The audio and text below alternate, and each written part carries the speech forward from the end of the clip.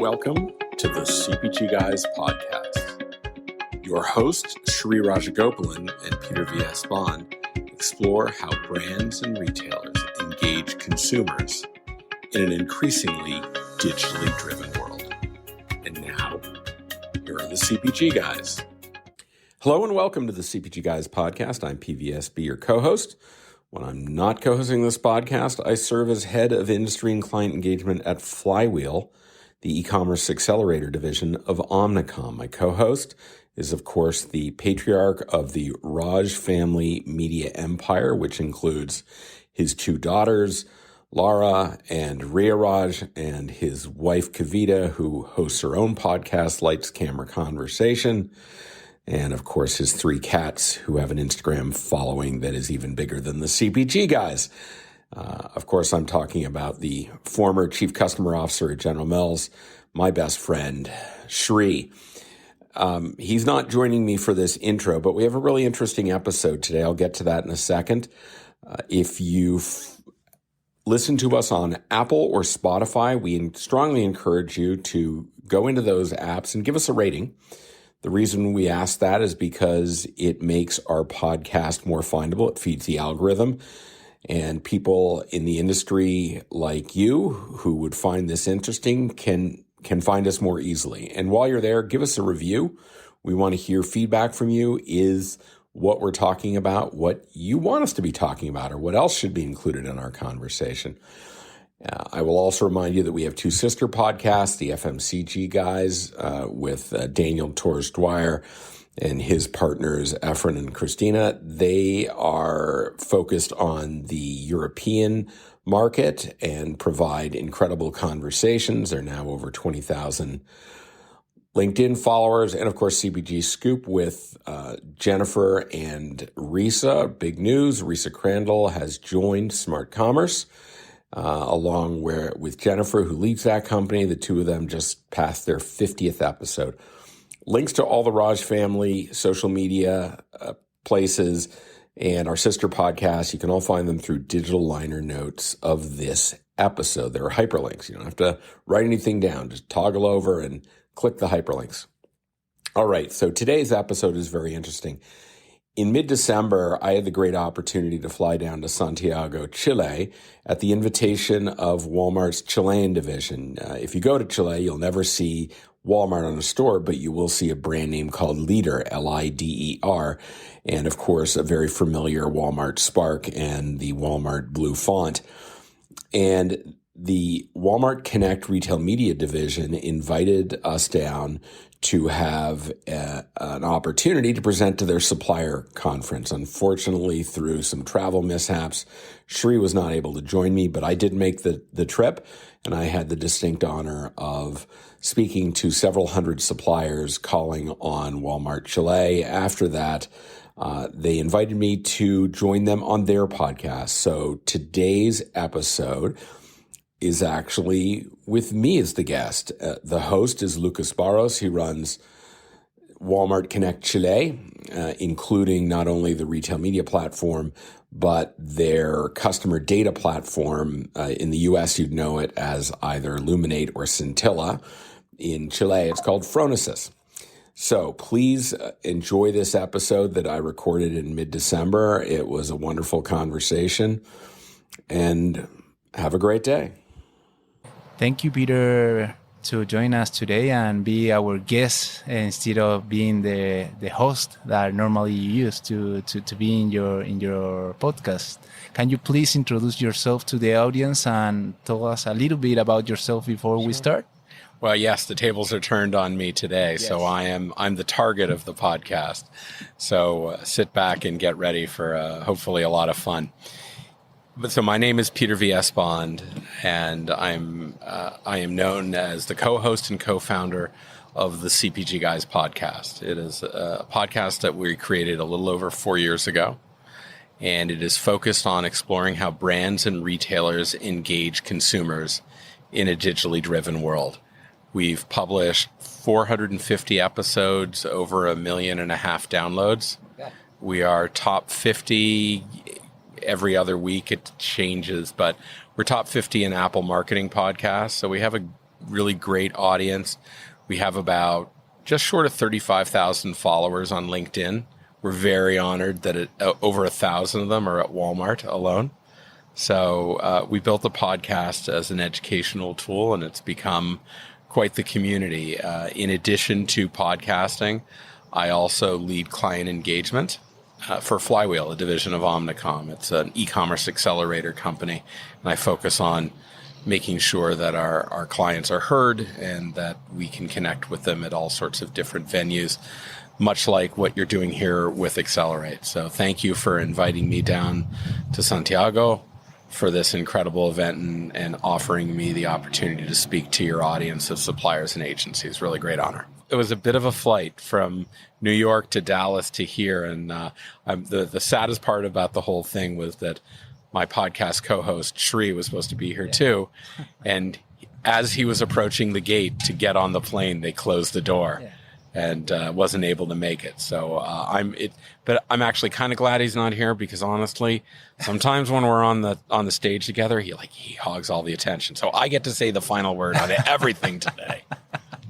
Well, it's a privilege. We are very, very grateful to have you here. And in today's episode, we will try to do some review about what is happening outside from Latin America, outside from Chile, understand a little bit better what's going on in the US, what's going on in Europe, what's going on with retail media, with the e-commerce, with the marketplace. And the first topic that I would like to start with is what is the current state of retail media? What's going on with it? Why is going so fast? And what's your best opinion of it?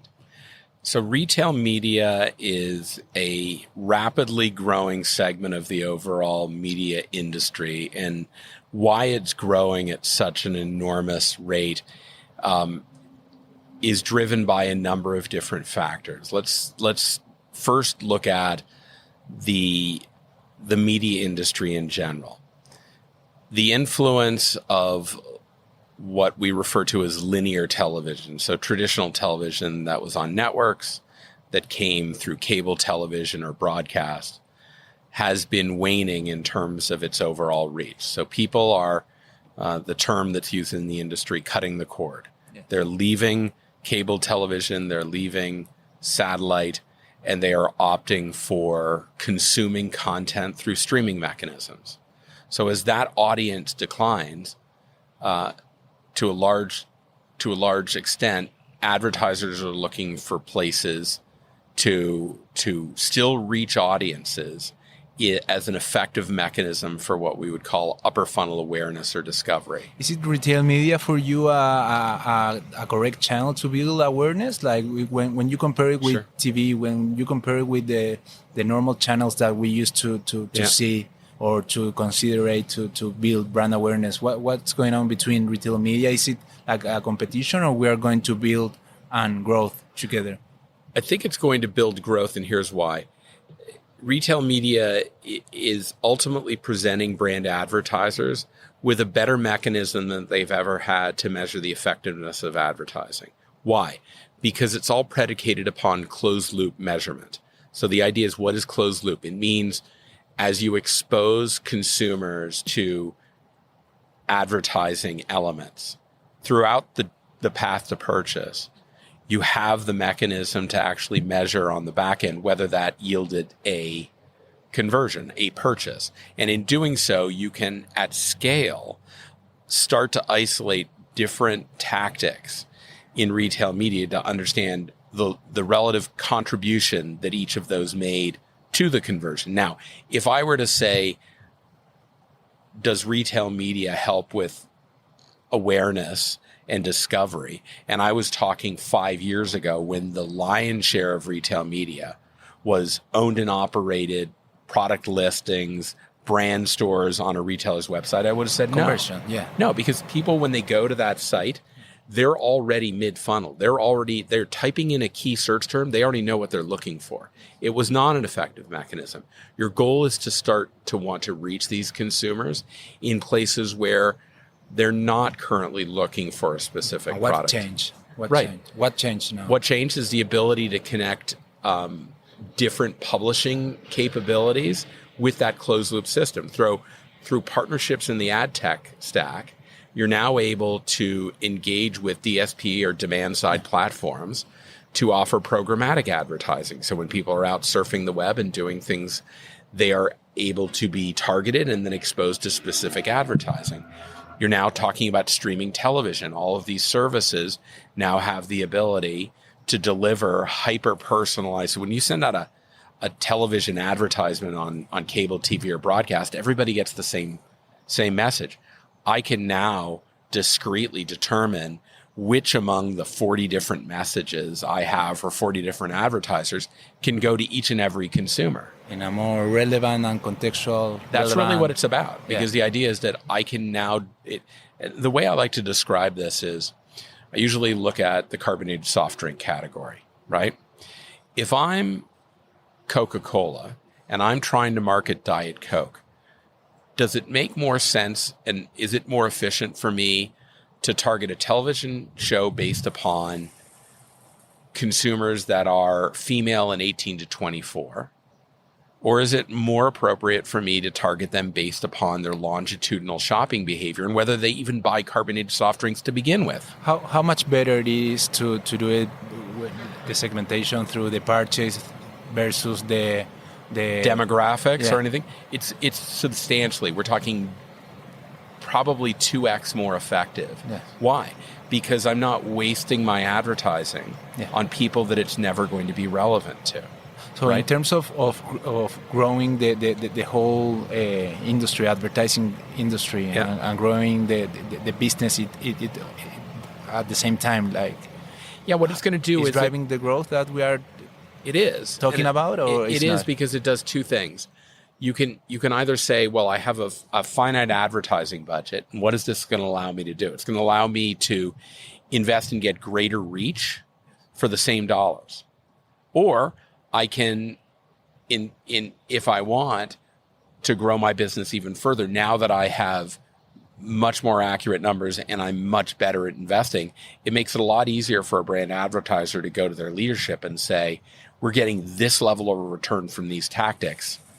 You want to grow your business even more? This is a mechanism. Like right now, we are in an era where post-pandemic, the impact that all the price that brands have taken because of the increases of commodity prices are starting to have an impact upon shopper behavior and their willingness then to, in an economic condition where we've had massive inflation and people are their budgets are being strapped, that they're starting to look at other alternatives. Corporate brands are definitely one. And so now what many of these brands are facing are actual volume declines, right? And so they have to figure out how to move their volume back up. And it's not going to happen by crossing my fingers and waving for it. I need to be more strategically investing in mechanisms to do that. And that's why tools like Walmart Connect, partnered with the analytics tool of Walmart Phronesis, allows brands to identify the right consumers, serve them up the right tactics based upon what you're trying to do with a brand. Like the mechanisms you use for launching a new brand are going to be much more upper funnel. Yes. They're not going to be about lower funnel discovery. Yeah, exactly. Right? Lower funnel discovery is like, I'm a very established brand. Yes. And maybe my relevance has declined a bit. And so I need to unnaturally elevate my brand as it appears in search results for consumers. That's a perfect example of why I want to use retail media. Because there's so much I can do with optimizing for search, organic search.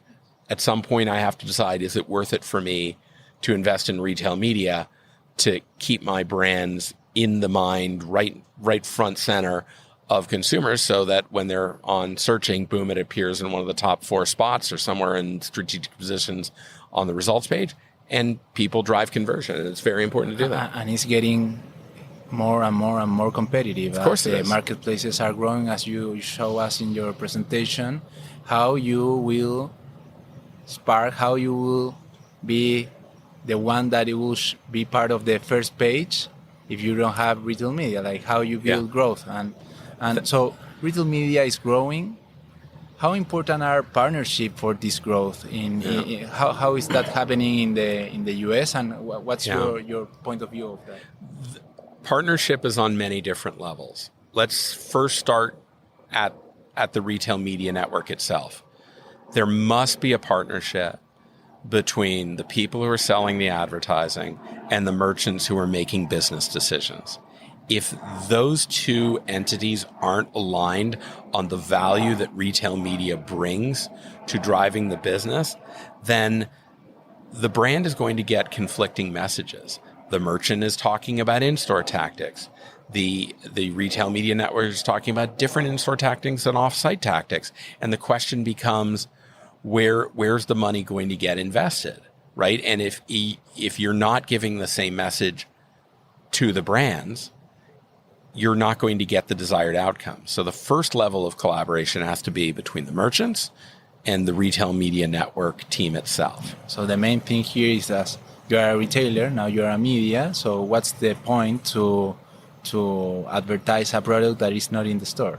Yeah, that's a real problem, because if you don't have an understanding of the inventory condition of your products, then advertising for a product that's out of stock is a waste of effort. It's certainly not going to make the brand very happy, and it's not going to move the needle for the merchant either. And not for the retailer either. So, yeah. And increasingly retail media is having, even for particularly for omnichannel retailers, it's having a dramatic impact upon the inventory conditions at retail, right? Because a lot of the activation you're doing is not about driving necessarily an actual pure e-commerce transaction where the product is ordered, it's shipped to someone's house, or it's delivered to their house.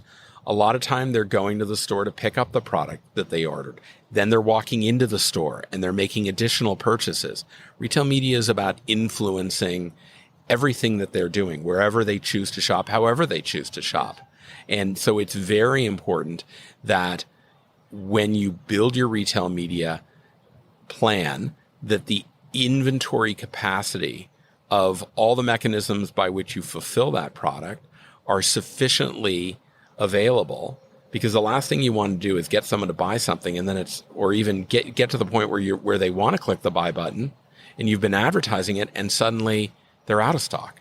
Like that's an unmet, unfulfilled need, and all you're going to do is disappoint your customers, and that's the last thing anybody experience. The brand doesn't want that, the retailer doesn't want that. Exactly. So the first partnership that is important, as your point of view, is the merchants with the retail media. Yep. The second one, which one? It's the brand with the retail media network. Okay. They need to know that alignment is happening, so that when they talk to the retail media network and they plan, it's not going to be something that the merchant is going to say to them a week afterwards, oh yeah, don't do that. I want you to do this instead. There has to be a direct alignment. So now it becomes a discussion not of, I'm a slave to two masters, right? I've got the retail media network wanting me to do something and the merchant to do something else. Instead, it's a conversation about, all right, what are the objectives I have for this brand? Yes. I'm trying to launch a new product. I'm trying to do a product extension. I am trying to associate my product with a particular event or a time of the year. I have a very established brand. I have a new brand. All of those require different tactics, and they also require different key performance indicators. Like when I'm, return on advertising spend, which is probably the most common metric that most retail media networks consider and have been using for years, and there are derivations of it, incrementality ROAS or iROAS, whatever you want to call it. The fact of the matter is if I'm launching a new product and I'm trying to use ROAS or iROAS as my metric of performance, you're wasting your time. You're wasting your time and your money. Right? Yes. You're not about return on advertising spend. You're about awareness. Yes. How many new customers? How many impressions? How many new to brand customers am I bringing in? That's what how many customers to the category? Exactly. Yeah. And that's what you've got to focus. So it's important that obviously the consultants that are working on the retail media side have a very in-depth knowledge of their ad products and what tactics each of those ad products achieve. and then working with the brands who know their brands and what they're trying to achieve with them, the two of them can collaborate and create a retail media strategy that will achieve those and has the right outcomes that are measured by the right KPIs. Yes. And you make me think, before we go to the third important partnership for retail media networks, you made me think about, so if the retail media network need to partner with merchants and need to partner with brands, yep. What's your thoughts about what's the main role of collaboration of the retail media? Like, is enabling collaboration between merchants and brands? Is like we hear some of those topics today with the brands and with the panel that we discussed with Nestle and Unilever, and they were saying like a few years ago we were in a transaction kind of transactional mindset. Everything was campaign by campaign. Exactly, and our relationship was very transactional, and now we are moving forward to more co-creating. Retail media has to be a core component of every joint business plan between a manufacturer and a retailer. It can't be an add-on. It can't be the merchant decides on a JBP with the brand and then emails the plan over to retail media. But do you think that the role is an enabler of the collaboration, or is part of the collaboration? No, I think it enables collaboration because you're now moving a little bit more upstream in the marketing process for the brand. And, increasingly brand advertisers, so the brand managers and what have you, are playing an integral role in building a plan for how that activation occurs at an individual retail customer. Yes, everything is moving so fast. Like structures are changing, the way we work with are changing, the roles, everything is changing. Mm-hmm. So that take me to the third and last point of collaboration. Which one is it for you? Is about the tools that we use? Is about the agencies? Yeah, I would say a couple of things. One, in order to have an effective retail media network, you're going to need analytic tools. So read that as first-party data that allows me to define audiences of consumers based upon their purchasing behavior, so that I can then decide which ones are the most important to me, and I can decide which tactics I need to leverage to reach each of those audiences. Like what you're trying to do with somebody who's never bought your brand before is fundamentally different than what you're trying to do with someone who loyally buys your brand every week, right? So that level of collaboration has got to be predicated on data. It can't be based upon a hunch that somebody has. That's not, hunches are not measurable, right? So you need that. Now, agencies are also very important in the process of planning for retail media. Why is that? It's important because to that extent, they understand the tools and the analytics that are involved throughout the ad tech stack. They're used to. They are. Years. They've been doing this for years. And now what they're able to do is say, okay, I'm going to help you with the administration of your retail media investment at scale, because you need a virtual army of people to just plan out all of these different campaigns. Otherwise, you end up just doing fewer campaigns, and you do it with audiences that are less refined than they could be. If you use an agency that has a tech stack that deals with concepts like how do I structure intraday bidding for my retail media so that I can get the maximum amount of reach at the lowest cost per click, right? But you took me exactly to the next question, that is the challenges. So in order to make the agencies or whoever a partner, we have many challenges. We are just starting. And what are the main challenges that are coming? Sure. Like what do you see in the US, and from there, what are the ones that we have in Latin America? Well, I'll talk a little bit about first, just finish off my thought on the agencies. Agencies are a critical component of the ecosystem, and the best way for agencies to be able to deliver measurable return to the brands is the closer they are connected to the retail media network in terms of integration, in terms of understanding the capabilities and the objectives, the more they're able to service the brand. So that's very important. So I strongly urge all agencies to be building really great relationships with their retail media networks, more API integrations, more functional capabilities.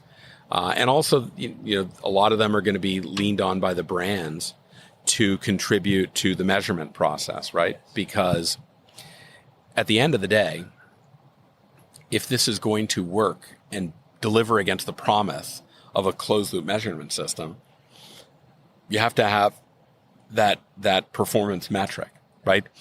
So there are two ways you can deal with this. The retail media network can offer a measurement system. The best advice I give to them is make the calculation as transparent as possible. It can't be a black box saying, your campaign was successful. Well, give me the numbers. No, just trust us. It was successful. I don't think that's anything you would ever deliver to your clients. And I know it's something that the brands would not resonate with. So you have to make it transparent. And in some cases, obviously, you understand that you're not the only retailer in this industry, and they're investing in other retail media platforms. Being able to plug into a third party, which does an independent measurement system so that the mechanism and the measurement approach from platform to platform is consistent, that's how you're going to justify to brand managers to move their investment from other mechanisms into retail media, which is a very good closed-loop performance metric system. Exactly. And in terms of the challenges that we are getting in, like, what is happening in the US and what happened before in the last 3 years that they already solved? Maybe that are the ones that we are going to solve in the next 4 years. So the biggest challenges have been, well, I'll just talk on a macro level.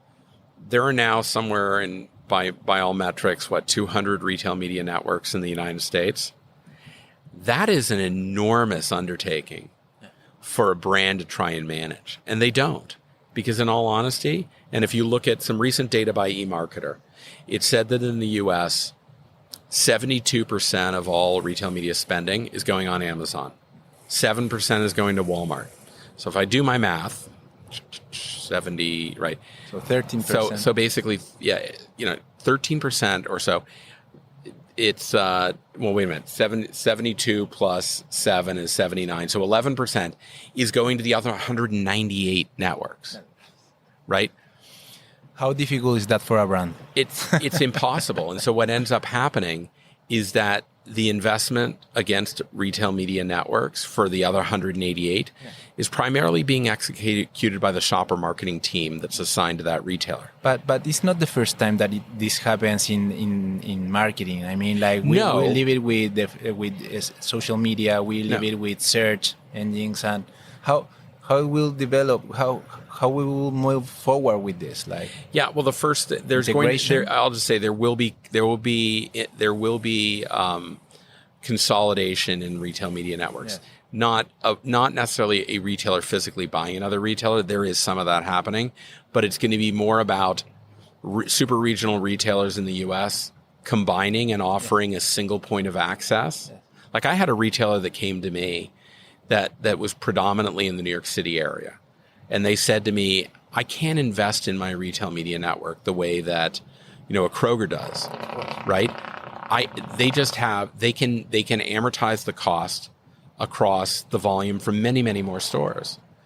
And I looked at him and I said, well, then what you should probably do is get on a plane, fly to Cincinnati and say to that retail media network, hey, we love what you're doing. We noticed you don't have any stores in New York City. Guess what I have? Now, does that mean that the margin that the New York-based retailer will achieve on the retail media investment will be shared with the larger retailer? Yes. But now their geography is going to be attached to literally every single national campaign that's executed. You will make up much more in the total dollars that you put in your pocket than you are from the margin rate that you're getting. You just have to think about, so there's going to be some consolidation, right? The other thing is inventory, right? Increasingly, the goal is to have as much inventory as possible so that you can go where your consumers are going, right? So I expect to see many more of the retail networks plugging into as many of the publishing capabilities of streaming services as possible. I also honestly think that publishers are going to want to connect into retailers from a clean room perspective, because now I can measure I can share data and I can measure the performance. So there's a lot that's going on right now that's happening very quick. With respect to Latin America, there's some intricacies of Latin America that are different, right? One, it has much lower e-commerce penetration to begin with. Yes. And that has been, but conversely, of late, you're seeing a faster growth rate happening in Latin America than you do in North America because it's already well developed. Is it retail media, in-store retail media, as important in the US as in here in Latin America? As you said, the digital advertising market in US is huge. Here in Chile, at least, we are like 50-50 almost. So like I was in Mexico this summer, and I was walking retail stores, and the level of in-store retail media penetration was substantially lower than when I saw it in the US. I'm not saying that every grocery store you walk into the US has digital screens on it, but I would say in the next year or two, it'll be more likely that you walk into a store with digital screens than walking into a store without digital screens. Yeah. There's still a lot of, and digital screens are a challenge, right? Because there's a capital investment there.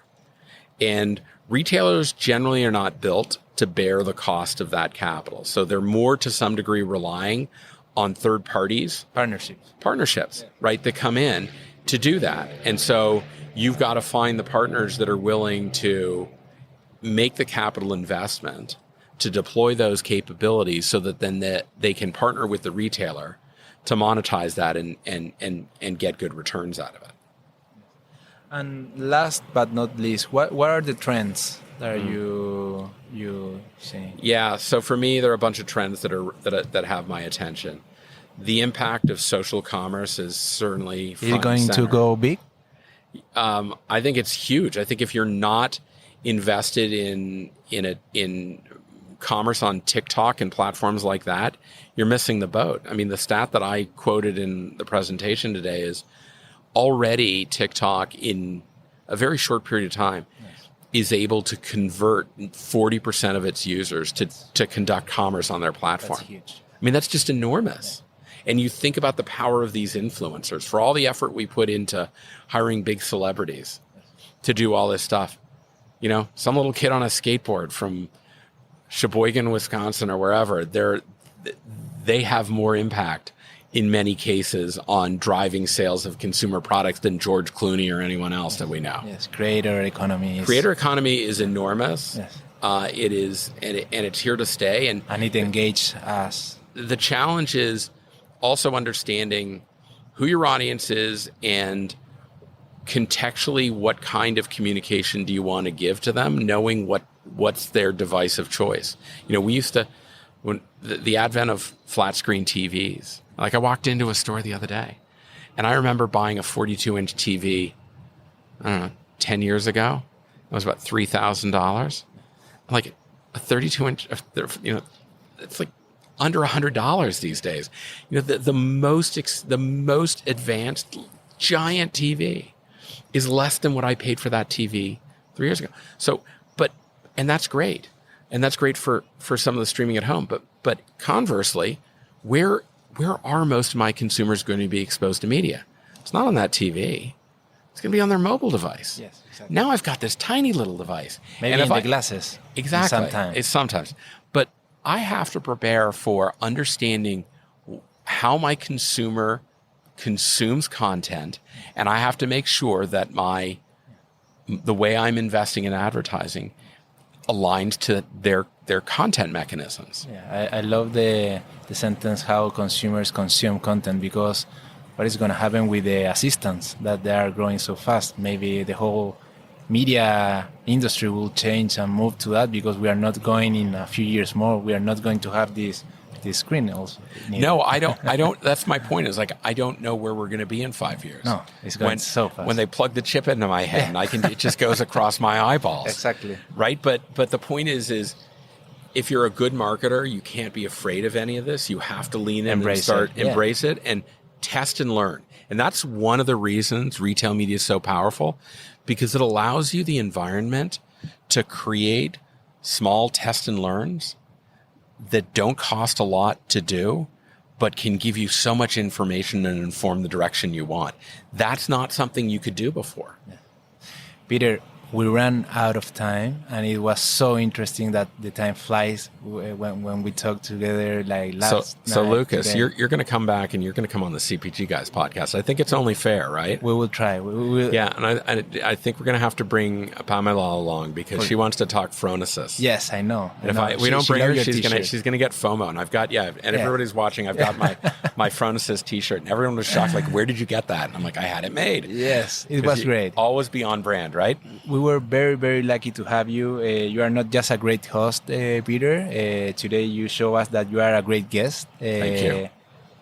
All the knowledge that you bring to the table is very, very valuable to us. You are helping us also to build industry. It's very tough because we are just starting. So we are in this mission of bringing all the knowledge to the heads of all the people that we are bringing here. So thank you very much to be with us, and looking forward for the episode with the CPG guys. Yeah, I'm going to do a couple shameless plugs. Obviously, follow us on LinkedIn. Just search for the CPG Guys and see all the content. But because more than just a podcast, we produce a lot of content on LinkedIn, video series, and other things, and it's great little supplements to everything we're doing in the podcast. 2, follow us on whatever platform you like, Apple, Spotify.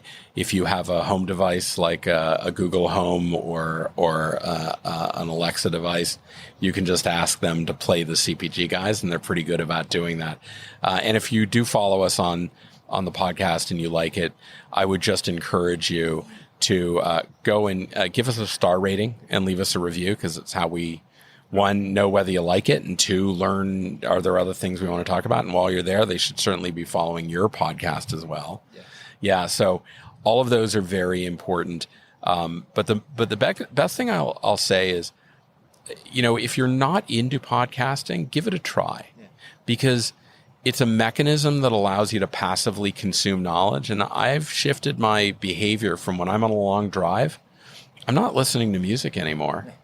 I've queued up a whole series of podcasts. Yeah, me too. Because I can improve myself, and it doesn't require any extra effort on my part. I do exactly the same. And your podcast and your podcast helped me a lot to understand and go faster in this industry. So thank you. Thank you very much. I will finish in Spanish, so I can invite everyone in Spanish to listen to your podcast. Okay.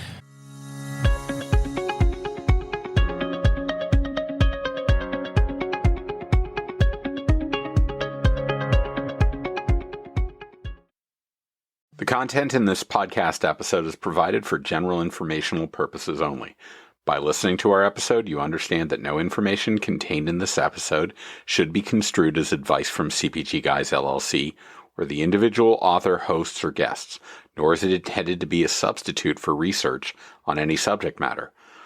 Reference to any specific product or entity does not constitute an endorsement or recommendation by CPG Guys LLC. The views expressed by guests are their own, and their appearance on the program does not imply an endorsement of them or any entity they represent. The views expressed by CPG Guys LLC do not represent the views of their employers or the entity they represent. CPG Guys LLC expressly disclaims any and all liability or responsibility for any direct, indirect, incidental, special, consequential, or other damages arising out of any individual's use of, reference to, or inability to use this podcast or the information we present in this podcast.